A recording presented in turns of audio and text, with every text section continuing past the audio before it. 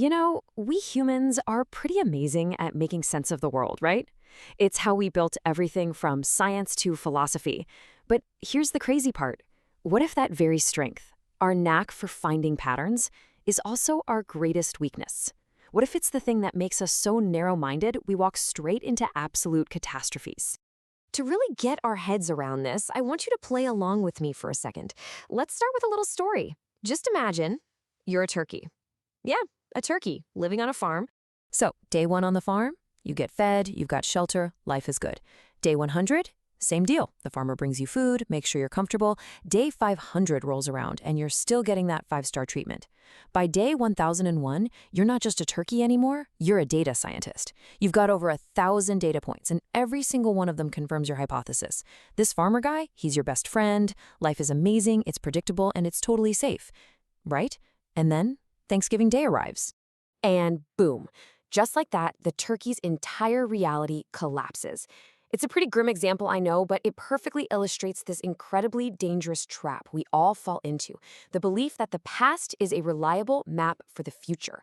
For our poor turkey, that assumption wasn't just a mistake, it was a fatal one. Now, this kind of world-ending, reality-shattering surprise, it actually has a name. It's called a black swan. And the story behind that name is actually pretty fascinating in itself. Okay, so check this out. For literally centuries, people in the old world knew, as an undisputed fact, that all swans were white. It wasn't just an opinion, it was reality. The word swan was basically a synonym for white bird. Every single swan anyone had ever seen for thousands of years was white. And then what happens? Explorers head down to Australia and they find a black swan. In that one moment, poof, millennia of absolute certainty, gone, completely vaporized by a single observation that no one saw coming. So that gives us our definition. A black swan event has 3 key ingredients. First, it's a total outlier. Nobody, and I mean nobody, sees it coming. Second, its impact is massive. We're talking game-changing stuff. And third, and this is the really human part, after the fact, we all rush to create stories that make it seem like it was predictable all along. We tidy it up with the magic of hindsight. So the big question is, why? Why don't we see these things coming? Are they truly that random? Well, the problem isn't always out there in the world. A lot of the time, it's in here. It's about the mental blinders we all walk around with every single day. Let's talk about one of the biggest culprits, something called confirmation bias. It's a sneaky little mental loop that goes like this. Step 1, we form a belief. Step 2, we go out and actively hunt for any piece of evidence that proves we're right.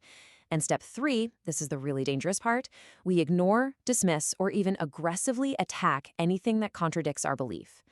It's like we'd rather feel right than actually be right.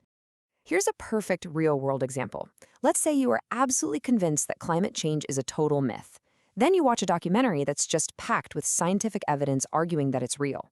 Now, what's your gut reaction? Is it to think, maybe I should look into this more?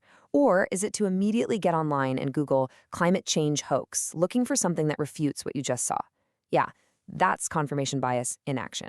Now, it's really important to get this. Not all black swans are created equal. The impact can be wildly different. We're talking about a whole spectrum, from something that just affects one person losing a bad bet, all the way to an event that completely reroutes the course of human history. And what often determines the impact? It comes down to one simple thing: information.